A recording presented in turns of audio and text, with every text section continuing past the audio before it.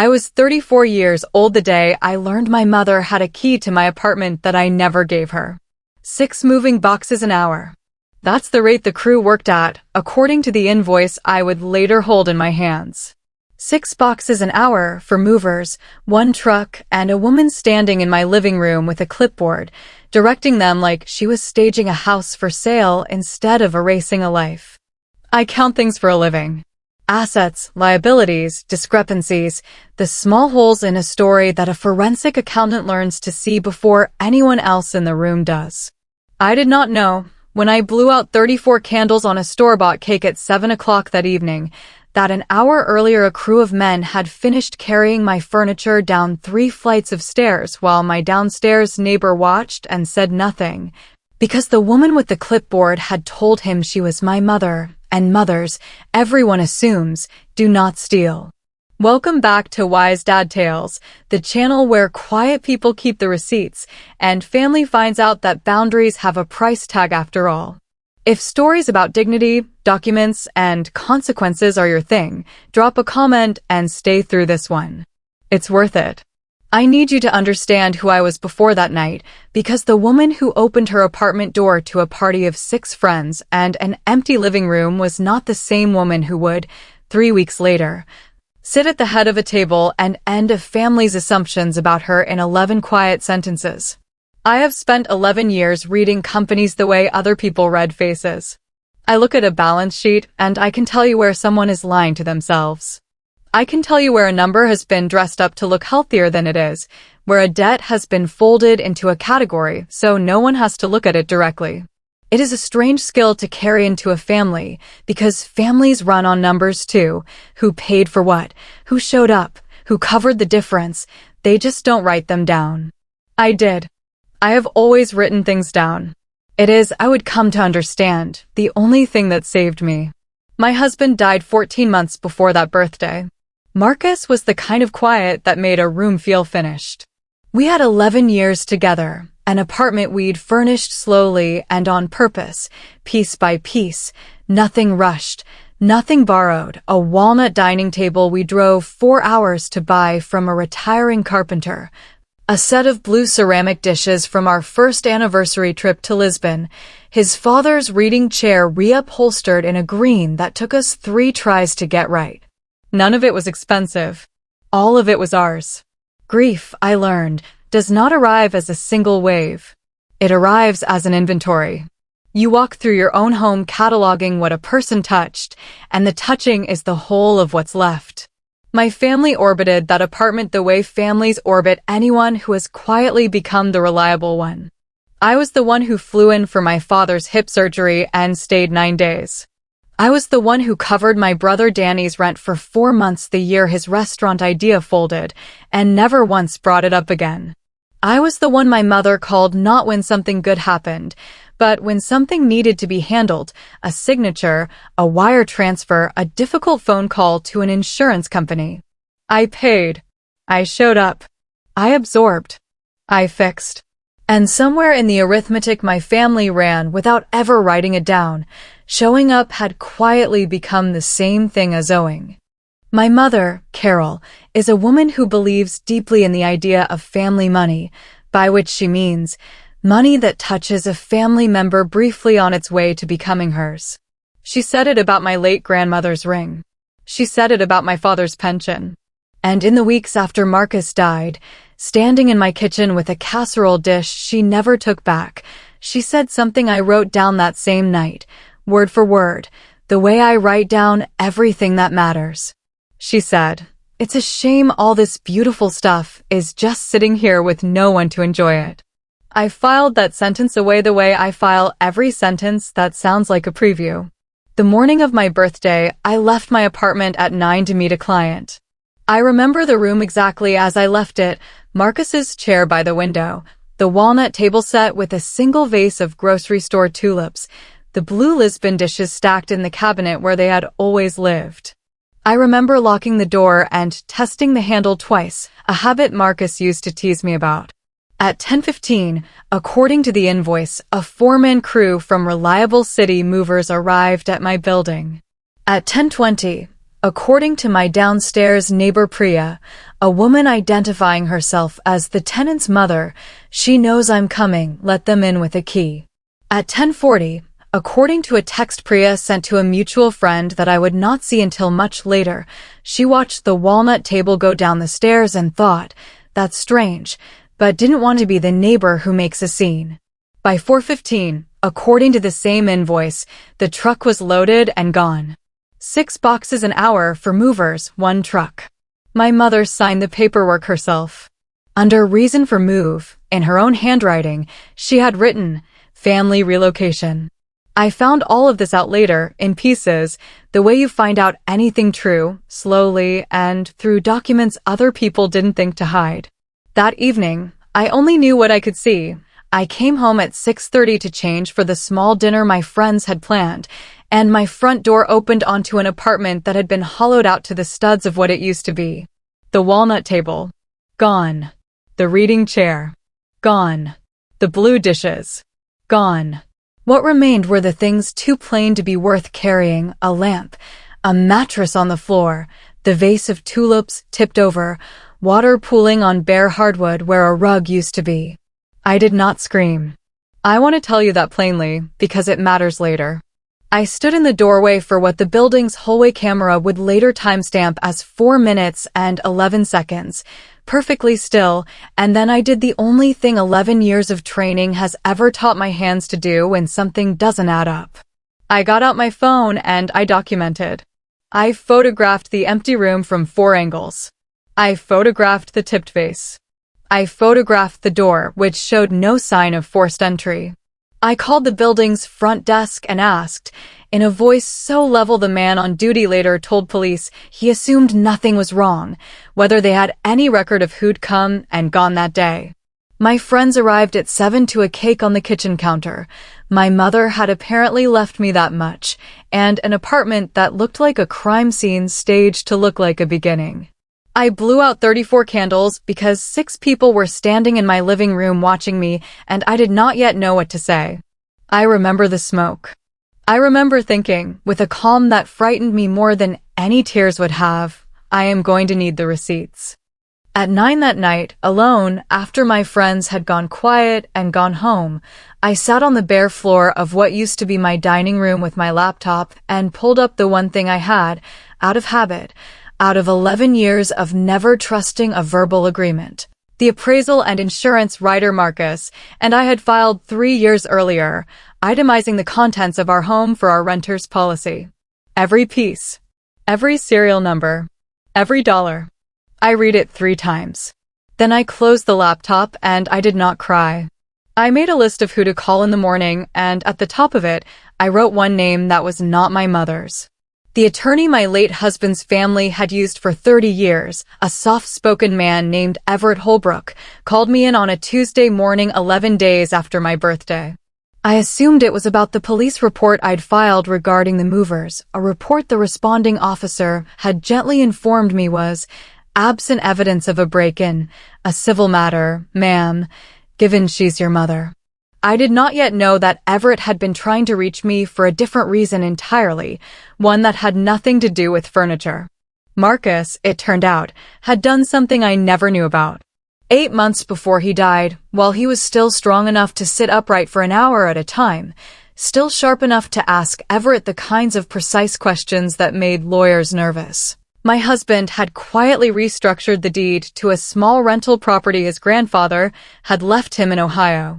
A duplex, unremarkable, worth maybe $310,000 that his side of the family had always assumed would eventually be kept in the family, meaning, I would learn, passed informally to his younger cousin Wade, who had spent a decade managing it and an equal decade quietly borrowing against the promise of one day owning it.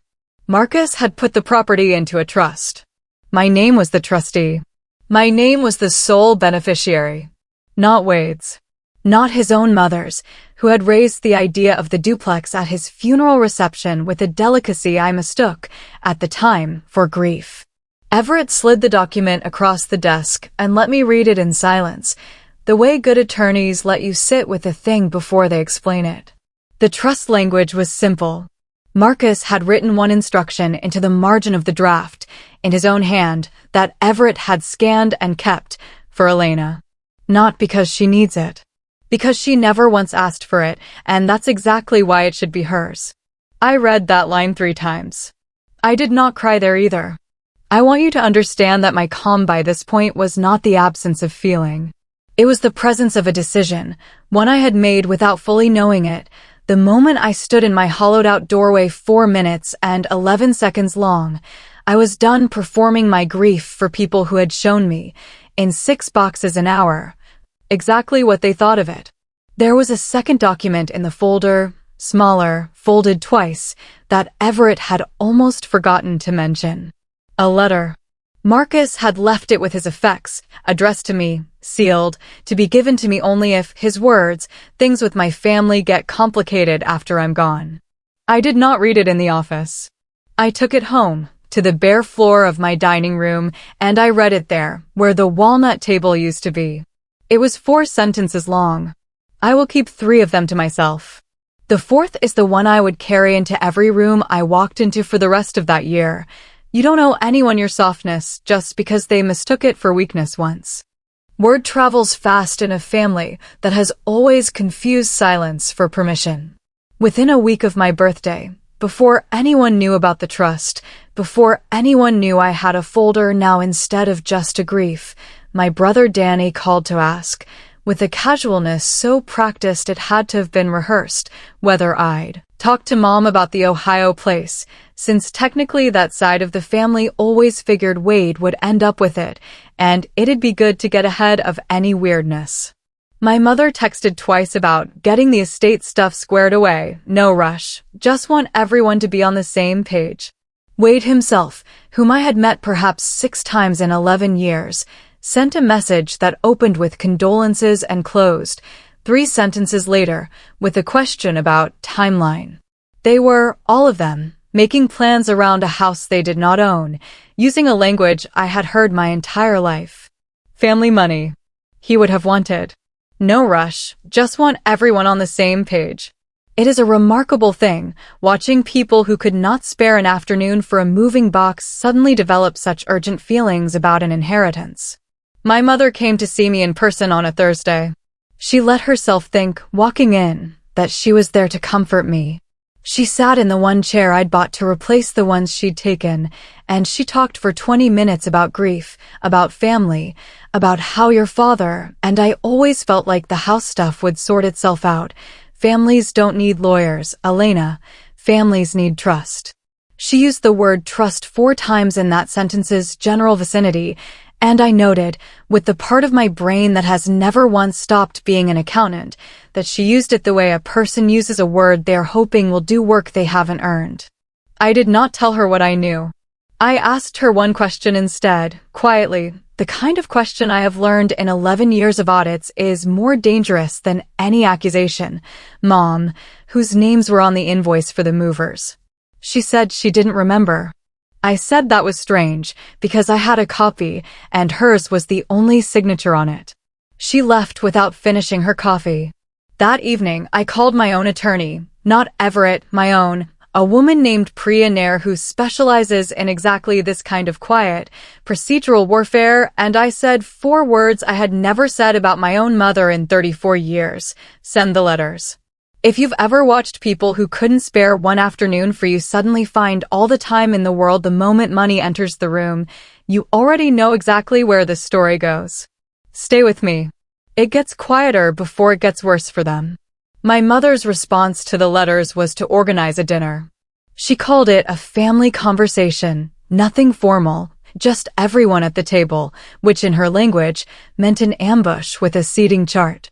It was held at her house, 3 weeks after my birthday, and I understood, walking up the front steps, that I had been invited to my own sentencing and asked to bring dessert. I brought a folder instead. The dinner opened the way I expected.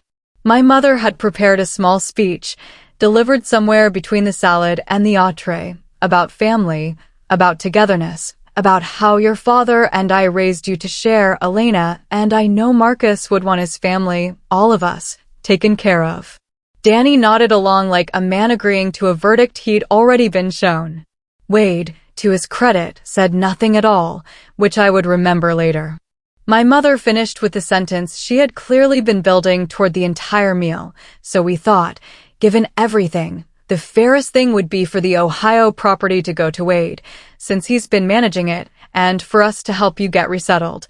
Furniture-wise, with what's left over. I asked for the floor.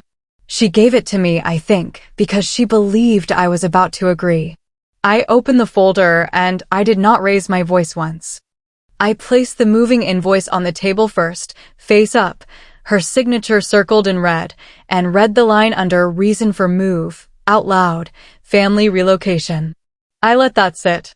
Then I placed the insurance rider beside it, itemized, dated, 3 years old, listing every piece of furniture that had left my apartment that day at a documented replacement value of $41,200. I did not say the number twice. I let it sit on the table between the plates like something that had been quietly accumulating interest. My mother's face went soft first, a flicker of the woman who'd brought the casserole. Then it went defensive. That furniture was practically ours, Elena. We bought half of it for you. I placed a receipt on the table, the walnut table receipt, for hours' drive, both our names on the credit card slip, Marcus's and mine. Nothing of hers on it at all. She went quiet. Danny tried next, louder. This is exactly why we can't have a normal conversation with you anymore. You turn everything into a deposition. I placed the copy of his 4 months of rent I'd covered, the wire transfer records, the single word repaid that I had typed into the memo line of the last one and never received an answer to. He did not try again. It was Wade who went quiet in a different way. He had been managing that duplex for 10 years, believing the way people believe things they've been allowed to believe without ever being told directly that it would someday be his. I watched something in his face when I laid down the copy of the trust, not anger, something closer to recognition, the look of a man realizing he had spent a decade renovating a house he'd never been promised. He didn't say the ugly things his aunt and cousin said. He said, quietly, to no one, I didn't know he'd already decided. I acknowledged that. I told him I believed him. It did not change what came next, and it was not meant to. The room did what rooms like that do. Soft, then emotional, then loud, my mother's voice rising into the register I remembered from childhood, the one that used to make me apologize for things I hadn't done. After everything I've done for this family, I let her finish that sentence, and then I answered it with mine, quieter than hers, deliberately. You emptied my home on the day I turned 34 while I blew out candles a room away. I have the timestamp. I have the invoice. I have the neighbor's statement. What, exactly, is it you think you've done for me? Silence, that time, all the way down. I laid the last item on the table without ceremony. A single photograph, printed, from that evening. My friend Reba had taken it without thinking. The whole party mid-laugh around a cake in an apartment stripped bare behind us. The tipped face visible in the corner. I placed it in the center of the table, face up, and said nothing at all. It did not need a caption.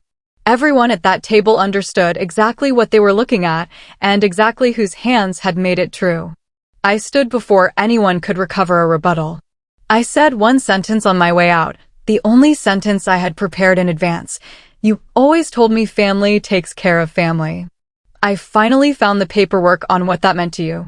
Here is how it actually ended in plain numbers, because I told you at the start that I deal in plain numbers and I meant it. The duplex remained in the trust, untouched, exactly as Marcus had written it.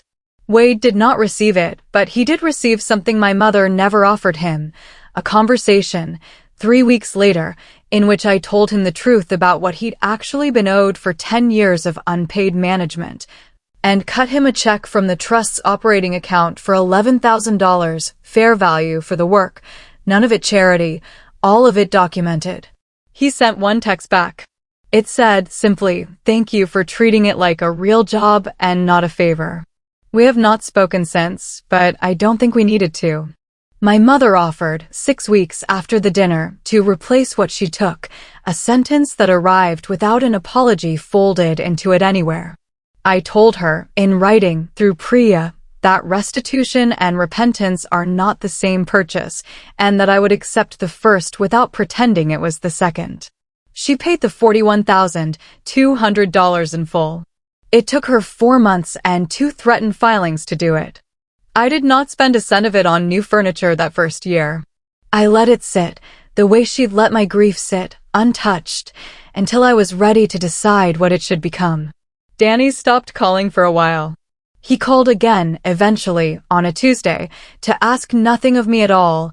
The first time in a decade a phone call from him hadn't arrived with a request folded inside it.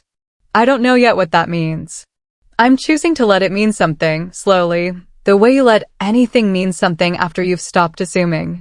The photograph, the one Reba took, cake and candles and a hollowed-out room, sits now in a frame on my new dining table, which is not walnut, which I chose myself, alone, from a small shop 2 towns over, on a Saturday with no one's approval attached to it.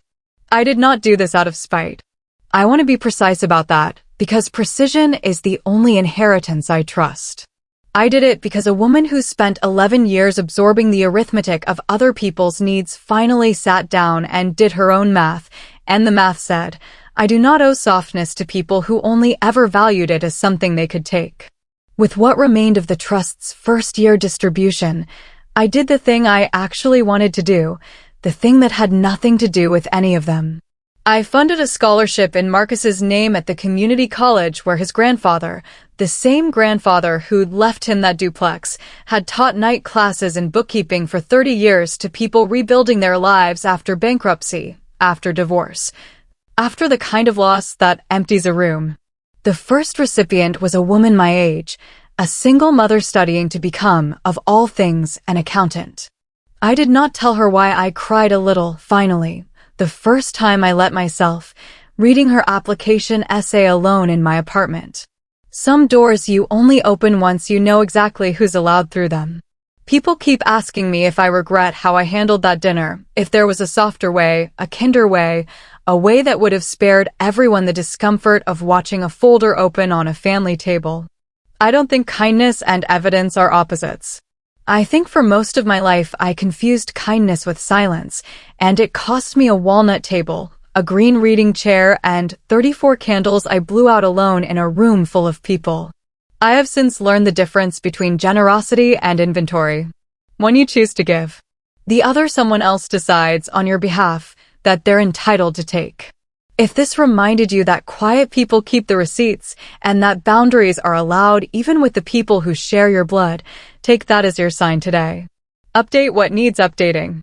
Say the quiet sentence you've been rehearsing to no one. Tell someone who needs to hear this story. Drop a comment below and let me know which document in this one hit hardest. Hit subscribe, and I'll see you in the next one.